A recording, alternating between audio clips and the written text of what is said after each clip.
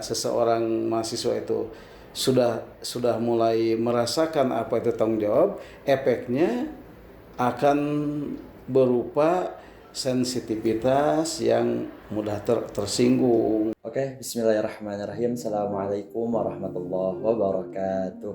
Waalaikumsalam warahmatullahi wabarakatuh. Oke teman-teman semua, alhamdulillah kita berjumpa lagi di podcast Adil, Ajang Dakwah Digital. Sebelumnya izin memperkenalkan dari pemateri kita, alhamdulillah gitu ya, Bapak Elan Sumarna yang sudah bisa hadir di podcast pada siang kali ini. Mungkin di sini sebelum Irsyad berbincang-bincang Bapak terkait materi yang Irsyad akan angkat pada podcast kali ini, di sini Irsyad izin memperkenalkan nih pemateri yang insya Allah sama Irsyad akan dijelaskan terkait CV-nya gitu sedikit, bahwasannya Bapak Dr. Elan Sumarna MAG ini beliau pakar di ilmu hadis, hadis tarbiyah dan hadis ahkam. Oleh karena itu mungkin di sini sedikit berkesinambungan gitu Bapak terkait pembahasan dengan ilmu hadis juga kayak gitu ya. Mungkin untuk judul pada podcast kali ini, karena Bapak terutama sekarang ini gitu ya, banyak mahasiswa itu yang sibuk akan organisasi, lalu sibuk akan tugas kuliahnya, lalu ya banyak kesibukan yang akhirnya mahasiswa itu kelelahan Bapak, mau itu dari akal ataupun hatinya Bapak. Nah tapi walaupun di sisi lain gitu ya, kalau melihat dari pandangan Islam bahwasanya menuntut ilmu itu wajib Bapak bagi kaum muslim ataupun muslimah. Nah sedangkan banyak istilah-istilah terbaru terutama di kalangan tongkrongan Bapak ya, ada yang namanya tuh burn out gitu Bapak. Jadi intinya kelelahan hati. Oleh karena itu untuk podcast kali ini Bapak, di sini Irsyad selaku moderator akan membahas terkait burnout dan iman tetap kuat saat pikiran lelah dan hati melemah. Jadi mungkin Bapak bisa menjelaskan terkait bahwasanya gimana sih walaupun kita hatinya lelah, hatinya hampa, pikiran kita lelah, tapi untuk kondisi solusi yang nanti dihadapkan terutama dalam pandangan Islam itu seperti apa. Nah mungkin langsung saja Bapak ya izin bertanya gitu terkait pertanyaan yang pertama Bapak. Karena banyak gitu dari mahasiswa itu kebingungan mencari solusi Bapak. Nah kira-kira menurut pandangan Bapak apa sih yang dimaksud dengan burnout ini? Lalu bagaimana dalam memandang kondisi kelelahan seperti ini? Dan apa kira-kira perbedaan dari rasa lelah yang merupakan dari perjuangan menuntut ilmu? Mungkin dijelaskan dulu terkait burnout itu apa menurut Bapak? Ya baik, terima kasih Irsyad ya dan teman-teman semua. Apa tadi burnout ya? Ya burnout itu istilah, ada dua istilah sesungguhnya, ada burnout, ada depresi. Ya, ada depresi, dua hal yang warnanya sama. Namun kalau burnout itu lebih spesifik, kalau depresi lebih umum begitu ya. Nah kalau burnout itu kaitannya dengan pekerjaan, lelah karena bekerja. Kalau depresi ya lebih umum, begitu lebih umum, tapi warnanya sama begitu ya, lelah, gitu ya, lelah. Nah begitu itu yang pertama. Apa tadi? Lalu kalau bagaimana Islam memandang dalam kelelahan seperti ini? Ya kelelahan itu sebuah keniscayaan begitu. Jadi tidak ada orang yang tidak lelah, semua orang pasti lelah. Hanya persoalannya sejauh mana orang itu mampu memanage kelelahan itu yang jadi persoalan gitu. Jadi tidak ada ya orang yang tidak lelah, melalui kenikmatan saja lelah, ya apalagi melalui sebuah kerugian atau ketidaknikmatan. Jadi kalau kita hidup di dunia itu pasti lelah begitu. Oke, baik. Nah menurut terutama dalam pandangan Islam Bapak, karena menuntut ilmu itu ibadah gitu ya Bapak.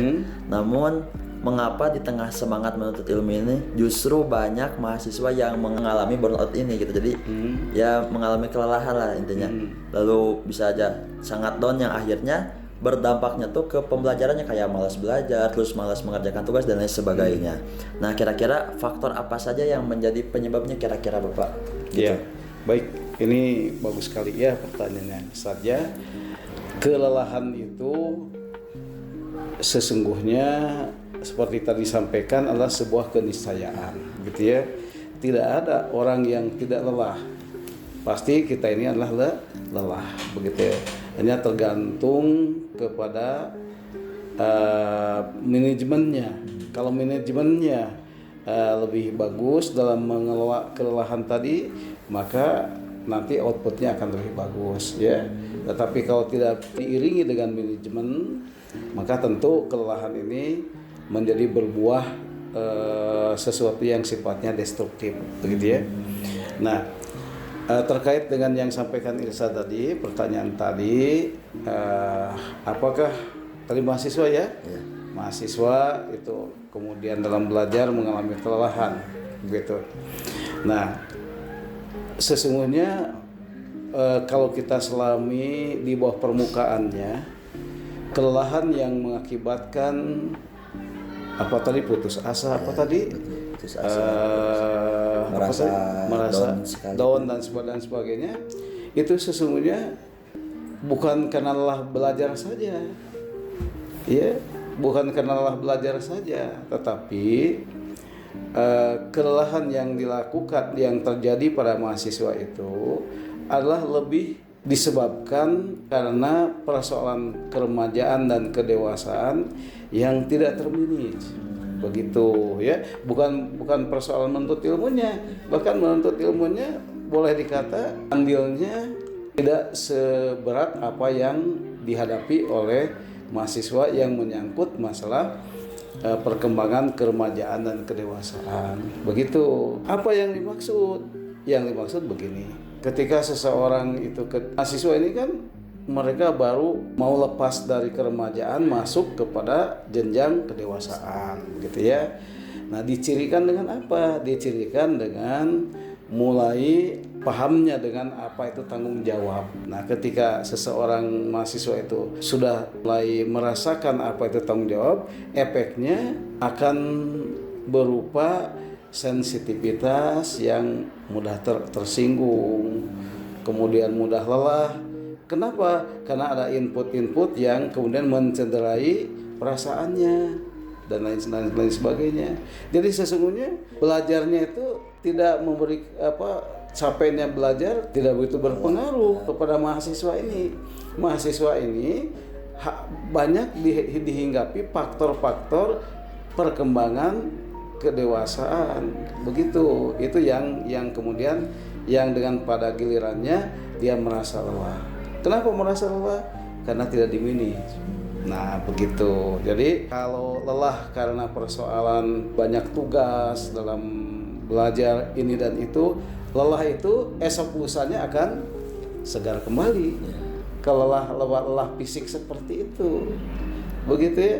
Lelah karena misal kok dari pagi masuk jam 7, jam ke-1 masuk, jam ke-2 masuk, jam ke-3 masuk, terus sampai maghrib tiba baru selesai. Lelah memang belajar, tapi kelelahan seperti itu adalah lebih ke arah kelelahan fisik yang dengannya diistirahatkan saja esok paginya sudah mulai baik. Nah, gitu kan. Tetapi mahasiswa dengan perkembangan psikologis tadi, inilah yang sebenarnya mengakibatkan kelelahan yang sifatnya fisik itu menjadi tumpuan atau menjadi pembuka atau menjadi pintu untuk kemudian bergulirnya efek-efek negatif dari kelelahan tadi, begitu.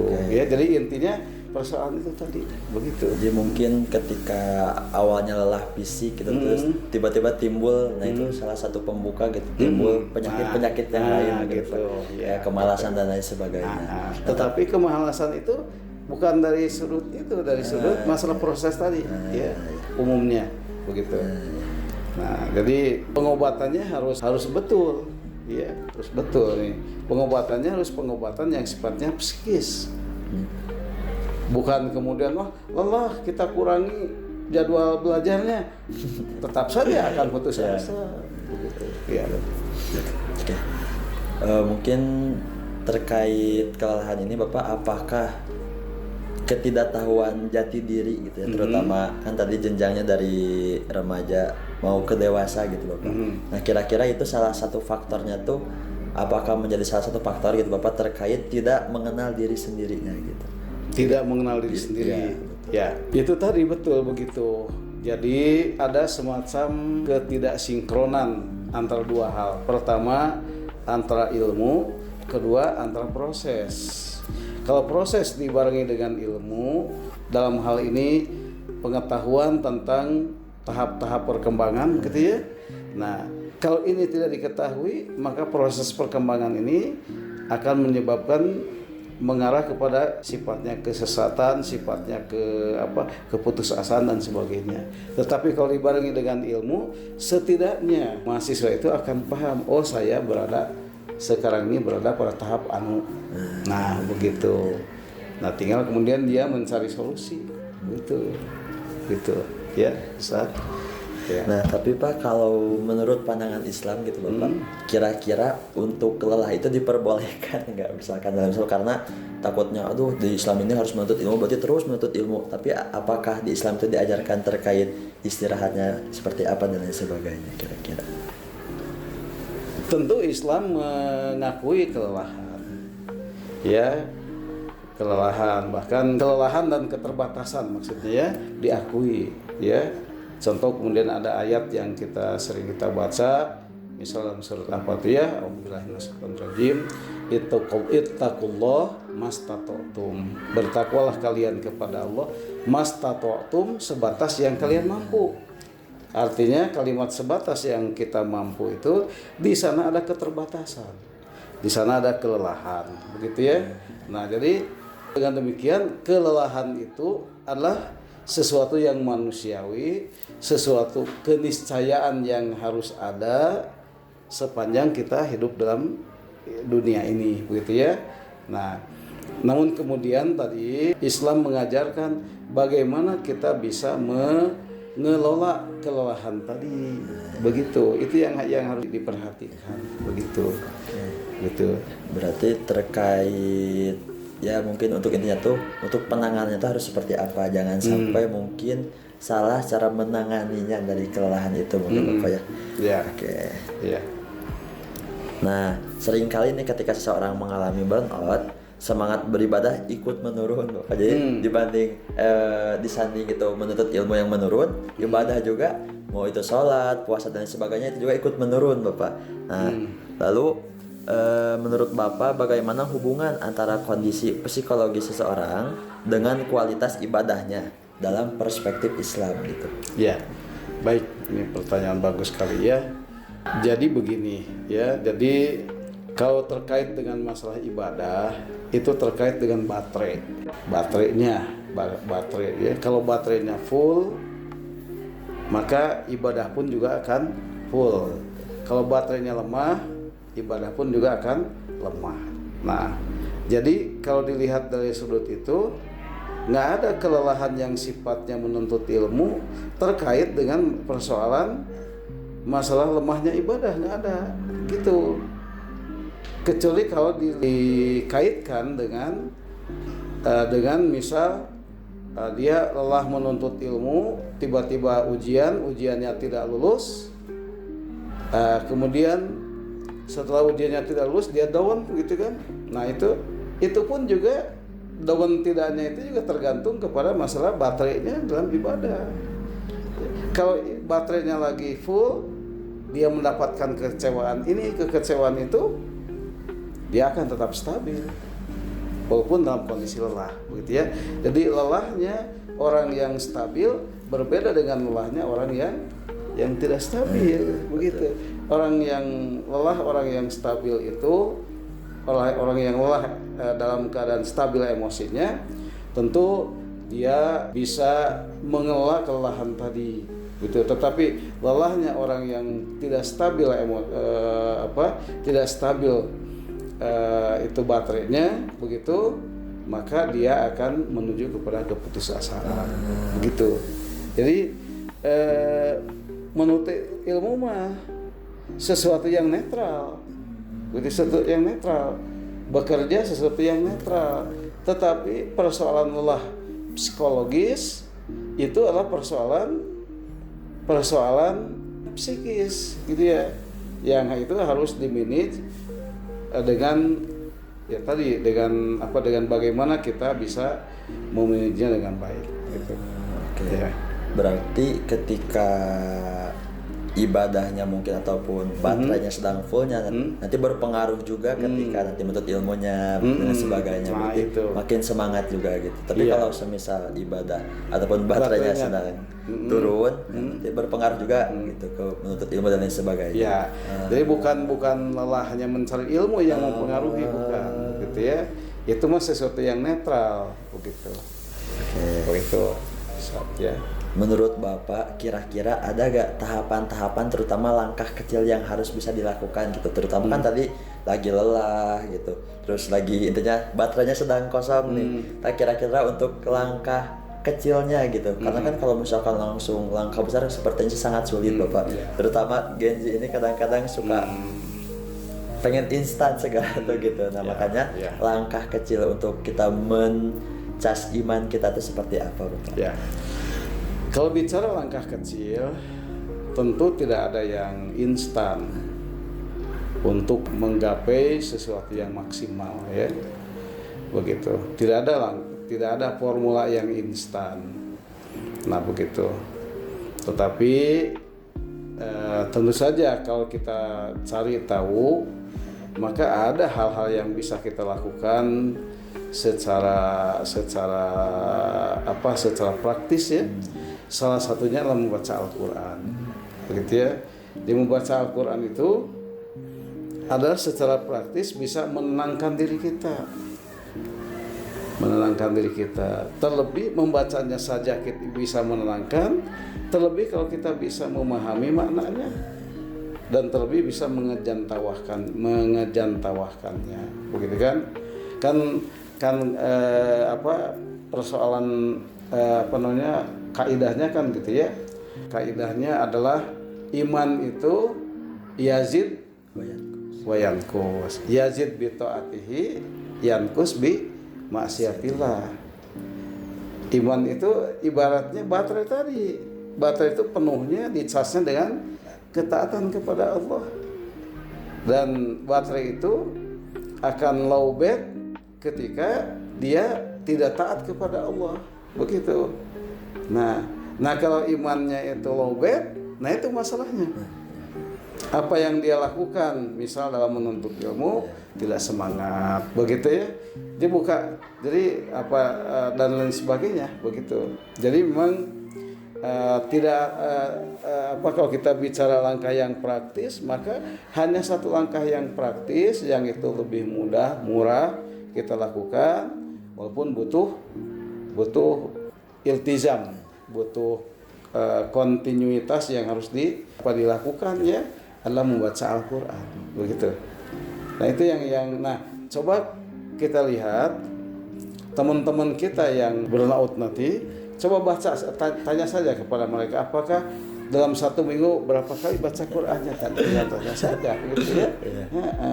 Itu pasti jangan-jangan malah tidak sama sekali, begitu. Ya. Oke, kira-kira Bapak untuk memotivasi, terutama Bapak banyak ya gitu orang awam yang misalkan di latar belakangi dengan bukan pesantren ataupun bahkan beliau itu tidak bisa membaca Al-Quran. Nah kira-kira ada solusi, misalkan apakah boleh membaca artinya saja, misalkan karena belum bisa sembari dibarengi dengan latihan membaca Al-Quran, dibarengi juga dengan sering membaca artinya, karena mungkin orang awam tersebut tidak bisa membaca Al-Quran, jadi hanya membaca artinya aja Bapak. Kira-kira gimana menurut Bapak? Karena kan misalkan tadi lagi sedang burnout nih, lagi sedang lemah banget imannya, tapi karena beliau tidak bisa baca Quran gitu, mungkin di latar belakangnya dengan tidak bisa baca Al-Quran, nah akhirnya beliau hanya membaca artinya saja gitu. Kira-kira gimana menurut Bapak? Ya, baik. Jadi dalam kaidah itu adalah iman itu yazid bi taatihi, yankus bi maksiatillah.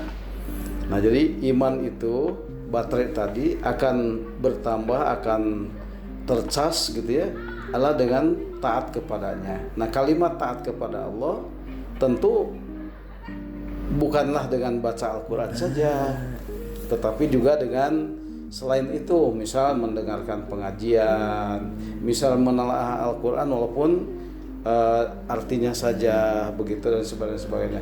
Walaupun tentu tidak semaksimal baca Al-Quran begitu. Tapi untuk sementara mendengarkan ceramah, mendengarkan pengajian, menelaah Al-Quran dari terjemahnya itu bisa dijadikan sebagai alat untuk mengecas, walaupun tidak sebagus ketika kita membaca Al-Quran dengan membaca langsung begitu. Mungkin untuk karena apa ya? Karena biasanya ya saat tadi mendengarkannya apa Bapak jelaskan tuh rata-rata faktor membelakangi mereka burnout tuh yaitu karena hati mereka mungkin Bapak ya, karena mempengaruhi hati mereka gitu, karena imannya yang turun juga, jadi hatinya tuh mempengaruhi pikiran dan lain sebagainya. Nah, kira-kira Bapak kan tadi bahwasanya Bapak udah menjelaskan terkait langkah kecilnya bahwasanya untuk membaca Al-Quran, mengikuti pengajian, dan mungkin kalau ya saya selaku Gen Z itu Pak sangat sangat berpengaruh ketika mempunyai lingkungan yang baik, terutama teman-teman yang mengajak Esat kajian dan sebagainya gitu. Nah, kira-kira agar tadi kan udah ada nih langkah kecilnya, tapi untuk istiqomah Bapak seperti apa gitu? Karena tadi udah langkah kecilnya, nah kira-kira untuk agar amalan itu istiqomah seperti apa kira-kira? Ya, baik. Terima kasih ya Ustaz, ini pertanyaannya bagus. Jadi memang akhlak mulia itu perlu dikawal. Ya, tidak bisa tidak dikawal. Kalau kita sudah memiliki akhlak mulia, salah satunya adalah membaca Al-Quran. Nah, bagaimana agar baca Al-Quran itu tingkat kontinuitasnya dapat kita jaga begitu, adalah dengan dikawal. Pengawalan itu bisa dilakukan dengan sistem atau dengan lingkungan, begitu ya, dengan sistem atau dengan lingkungan. Nah, kalau kita tidak tergabung dalam sebuah sistem karena kita bukan anggota itu misal, maka lingkunganlah yang bisa mengawal begitu. Jadi memang lingkungan itu sesuatu yang mutlak harus kita jadikan sebagai alat untuk mengawal tingkatan prestasi yang sudah kita raih begitu ya. Mungkin berarti untuk menjadi agar kita istiqomah berarti bisa kalau apabila dengan sistemnya berarti kita mencari lingkungan yang baik gitu. Nah, begitu ya. Ya. Oke. Karena ini Pak di dalam Al-Quran juga dijelaskan gitu bahwasanya dengan mengingat Allah itu hati menjadi tenang. Karena kan tadi bahwasanya ketika hatinya hampa atau pikirannya kemana-mana gitu akhirnya kan tidak tenang gitu Bapak, gelisah. Nah, kira-kira menurut Bapak bagaimana peran iman dalam membantu seseorang bangkit dari burnout? Amalan atau kebiasaan tadi kan sudah ya telah dijelaskan. Nah, mungkin kira-kira untuk terutama di dalam Al-Quran apakah disinggung ataupun di dalam hadis terkait kelelahan ini gitu. Nah, kira-kira gimana Pak? Jadi untuk untuk terkait hati yang harus kita obati itu seperti apa gitu, terutama di dalam hadis ataupun di dalam Al-Quran ataupun misalkan di dalam psikologi manusia gitu. Ya, jadi hati inilah tempat bersemayamnya dua hal yang senantiasa bersitegang, yang senantiasa berkompetisi. Nah, hati ini adalah tempat bersemayamnya kebaikan dan keburukan, yang dua-duanya saling bersitegang, saling mempengaruhi. Nah, celakanya kalau yang kalah dalam persaingan itulah kebaikan, maka keburukan itu menjadi pengendalinya dari hati tadi. Jadi hati mah ibarat wahana saja, begitu, wahana saja. Nah, hati ini bisa mengajak kepada kebaikan, hati ini bisa berbicara tentang kebaikan saat dalam hati itu ada kebaikan yang dengannya tindakan-tindakan berbuat baik menjadi sangat kondusif. Tetapi kalau kebaikan dalam hati itu tertindih oleh keburukan, maka ajakan-ajakan pada kebaikan akan gugur, dan secara otomatis ajakan-ajakan kepada keburukan menjadi sangat mudah begitu. Nah, jadi tinggal begitu mengelolanya. Apakah hati ini dicas dengan kebaikan atau dengan keburukan? Hanya persoalannya, yang celakanya kalau keburukan itu otomatis mencas. Gitu. Kalau kebaikan itu dicas, kalau keburukan otomatis ada full baterainya, tidak lowbat gitu ya. Nah, gitu yang jadi masalah. Ya. Jadi bisa dikembalikan lagi, misalkan kalau dia sering berbuat kebaikan, ya insya Allah hatinya juga bakal mudah berbuat kebaikan. Nah, gitu. Ya. Tapi kalau dibalik dengan dia sering berbuat keburukan, jadi hatinya juga lebih mudah untuk melakukan keburukan daripada kebaikan. Iya, gitu. Nah, terus Bapak, untuk pertanyaan selanjutnya, kira-kira karena Islam itu mengajarkan keseimbangan di antara dunia dan akhirat gitu Bapak ya. Saya juga sering mendengar gitu bahwasanya untuk mengambil, ya intinya untuk menuntut ilmu ataupun mencari itu bukan tentang dunia saja gitu, tapi bukan tentang akhirat saja, tapi tentang dunia saja. Bahkan untuk persentasenya tuh katanya untuk mencari dunia 100%, untuk mencari akhirat 100% gitu ya. Jadi bukan 50% tapi 100% gitu. Nah, kira-kira terutama dari mahasiswa gitu Pak yang sibuk organisasi, lalu sibuk akademiknya dan lain sebagainya. Nah, untuk agar tetap produktif tanpa mengabaikan kesehatan mental dan kedekatan kepada Allah Subhanahu wa taala, kira-kira seperti apa Bapak? Gitu. Iya. Jadi kenapa terjadi begitu? Itu karena salah, mindsetnya salah. Apa yang salah itu? Bahwa kita ini selalu terpolarisasi untuk membagi dunia dan akhirat. Begitu ya. Katanya sudah 50-50, setengah-setengah, dunia setengah, akhirat setengah, gitu ya. Nah, ini mindset ini yang harus kita rubah, begitu. Jadi kita harus ingat bahwa akhirat mah tidak perlu dibicarakan. Akhirat mah itu mah itu mah tempat berpanen raya. Akhirat mah tempat kita menuai hasil. Di akhirat tidak ada perjuangan, ya, tidak ada Al-Quran, tidak ada perjuangan di akhirat mah. Jadi jangan dibicarakan masalah akhirat, tapi yang dibicarakanlah masalah dunia, begitu. Nah, jadi dalam hadis dikatakan adunya mazra'atun lil akhirat. Dunia itu tempat bercocok tanam untuk akhirat. Nah, jadi kalau begitu bukan 50-50, malah kita 100% dunia. 100% dunia. Hanya di sini kita katakan bahwa tadi yang disebut dengan ibadah itu kan definisinya ibadah itu adalah seluruh aktivitas kita yang itu diridhoi dan dicintai oleh Allah dan Rasulnya, itulah ibadah. Nah, begitu di seluruh aktivitas kita tanpa kecuali. Nah, kalau aktivitas kita itu seluruhnya adalah bernilai ibadah, maka kita berpanen raya kelak di akhirat pun sangat banyak panennya, begitu.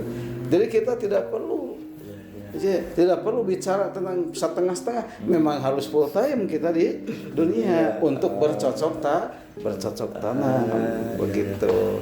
Nggak perlu ada 50-50 begitu. Ya.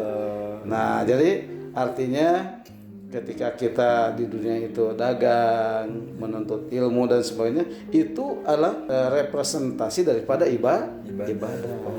Nah, begitu. Nah, gitu ya. Ya, baik. Sedikit pengetahuan baru dari saya juga Bapak, bahwasanya sebenarnya untuk mencari maksudnya mencari akhirat tuh tidak ada karena kita fokus ke dunia. Nah, di dunia ini ketika kita melaksanakan aktivitas dan lain sebagainya itu juga untuk ibadah di akhirat, maksudnya untuk berpanen raya. Ya, untuk berpanen raya di akhirat gitu. Ya, karena semua aktivitas di dunia itu ibadah. Jadi kita ini tidak dibagi-bagi antara dunia dan akhirat. Enggak. Akhirat mah itu mah adalah celengan kita. Ya, jadi kita fokus bagaimana menjadikan semua aktivitas kita di dunia itu adalah bernilai ibadah. Begitu. Sehingga secara otomatis di akhirat kita akan berpanen raya. Begitu. Begitu, ya. Alhamdulillah gitu Bapak ya. Nah kira-kira untuk sebagian masa itu kan merasa bahwa meminta bantuan terutama ke manusia gitu Bapak ya. Karena beliau tuh kan mungkin karena berotot ini pasti di dalam hatinya sedikit kurangnya mengisi Allah di dalam hatinya gitu. Nah terutama mereka tuh meminta bantuan kepada manusia itu sangat malu juga gitu. Nah kira-kira dalam pandangan Islam kapan seseorang sebaiknya mulai meminta pertolongan baik kepada orang lain maupun dengan semakin mendekatkan diri kepada Allah? Ya, baik. Jadi meminta pertolongan kepada manusia adalah merupakan tahapan-tahapan yang harus dilakukan oleh dia sebagai manusia, begitu. Karena sebagai seorang manusia dia harus merencanakan, dia harus melakukan, begitu. Merencanakan sesuatu, melakukan sesuatu. Nah, karena itu mencari perlindungan kepada manusia adalah dalam rangka dia berikhtiar, dalam rangka dia mencari sesuatu yang mudah-mudahan sesuatu itu adalah merupakan jawaban dari doa-doanya tadi, begitu. Kan dia harus berdoa, ya Allah, mudahkan aku dalam ujian, misal begitu. Nah setelah berdoa kepada Allah untuk dimudahkan ujiannya, kemudian katakanlah Allah mengabulkan doanya, maka Allah kemudian menciptakan sebab dan akibat. Nah sebab dan akibat itu yang harus dicari tadi oleh orang tadi. Karena jadi dia itu dengan berdoa, ya Allah berikanlah saya ujian, maka dia melakukan sebab dan akibat. Nah dan sebab dan akibat itu tentu kalau Allah izinkan itulah yang menjadi jawaban Allah Subhanahu wa taala, begitu. Oke, untuk mungkin pertanyaan penutup Bapak karena tadi kita juga sudah membahas terkait dari latar belakang kenapa burnout, lalu nanti solusi dari burnout itu seperti apa. Alhamdulillah gitu Bapak, menurut Icat sangat cukup dan sudah sangat terjawab. Untuk pertanyaan penutup Bapak, kira-kira kesediaan Bapak untuk menyampaikan pesan dan nasihat nih kepada mahasiswa yang saat ini sedang berjuang menghadapi burnout gitu ya, agar mereka tetap memiliki harapan terus memperbaiki hubungan dengan Allah Subhanahu wa taala dan istiqomah dalam menuntut ilmu untuk beribadah kira-kira. Baik, terima kasih saja pada adik mahasiswa yang Bapak cintai. Jadi pertama, kelelahan itu bukan milik dari siapa saja yang menuntut ilmu. Kelelahan itu dimiliki oleh siapapun, entah mereka yang menuntut ilmu, entah mereka yang melakukan aktivitas yang lain. Itu ya. Jadi itu ya. Nah, itu yang pertama. Jadi tidak adil, tidak tepat kalau kita katakan saya lelah menuntut ilmu, tidak tepat begitu. Karena yang lain pun juga lelah begitu. Nah kemudian yang jadi persoalan berikutnya, adakah kelelahan itu bisa berefek kepada etos kerja, bisa mengurangi etos kerja, bisa mengurangi yang lain-lainnya, bahkan bisa menjadikan seorang putus asa? Tentu betul kelelahan itu. Tetapi kelelahan yang dimaksud adalah kelelahan yang lebih ke arah psikis. Karena dia tidak mampu mengelola kelelahan dalam bentuk kekecewaan, dalam bentuk hal-hal yang terkait dengan masalah dinamika perkembangan keremajaan dan kedewasaan. Jadi kalau kemudian adik-adik itu ciri kedewasaan, ciri bahwa kita ini ada dalam proses keremajaan itu adalah sudah mulai merasa adanya tanggung jawab. Misal si sulung ini sudah mulai tanggung jawab. Oh, saya harus menghidupi adik-adiknya. Nah, begitu, misal begitu, ya. Atau kemudian kita yang aktif di sini, misal aktif di sini, aktif di kajian hadis, ya. Oh, ini kenapa ya? Kemarin kok tidak terselenggara kajian hadis karena ini dan itu. Nah, itu rasa tanggung jawab itu kalau tidak dikelola akan bergulir menjadi sebuah bentuk kelelahan yang sifatnya psikis. Begitu. Nah, kalau kelelahan bekerja, kelelahan fisik itu nggak ada kaitan dengan itu. Sebab esok lusa akan segar kembali. Tetapi kelelahan yang sifatnya psikis yang diakibatkan oleh berkembangnya sifat-sifat kedewasaan tadi dicirikan dengan mulai banyaknya merasa tanggung jawab atas berbagai persoalan. Nah, itu adalah sesuatu kelelahan yang sifatnya psikis, itulah yang kemudian mengakibatkan bekerja menjadi tidak gairah, belajar tidak gairah dan lain sebagainya. Jadi jangan salah melihat kasus, nanti kalau salah menghipotesa salah obatnya, nanti obatnya salah. Kok dia lelah nih belajar, kalau begitu dikurangi belajarnya, belajar bodoh. Jangan begitu ya, bukan itu masalahnya. Nah, seperti yang tadi sampaikan, ada rumusan praktis yang bisa dilakukan adalah dengan membaca Al-Quran. Begitu. Baik gitu. Terima kasih banyak Bapak Elan Suwarno yang telah bisa mengisi Bapak podcast pada Adil ini gitu ya, ajang dakwah digital ini. Semoga Bapak disehatkan selalu, amin. Dilancarkan rezekinya. Mungkin saya juga tidak bosan-bosan gitu mengingatkan teman-teman semua untuk selalu mencas imannya gitu ya. Terutama mungkin alhamdulillah di BEM Himaipa juga ada kajian rutin Bapak ya, kajian rutin hadis Sahih Bukhari pada hari Senin setelah asar Bapak, yang insya Allah dimateri juga oleh Bapak Elan sendiri gitu. Mungkin segitu saja, dan Irsyad harap dan teman-teman semua gitu ya bisa mengamalkan apa yang telah tadi disampaikan oleh Bapak, karena al ilmu bila amalin kasyajari bila samarin, apabila ilmu tidak diamalkan maka seperti pohon tak berbuah. Mungkin segitu saja dari Irsyad, mohon maaf apabila banyak kesalahan. Wallahul muwaffiq ila aqwamit thoriq. Wassalamualaikum warahmatullahi wabarakatuh. Salam katuh.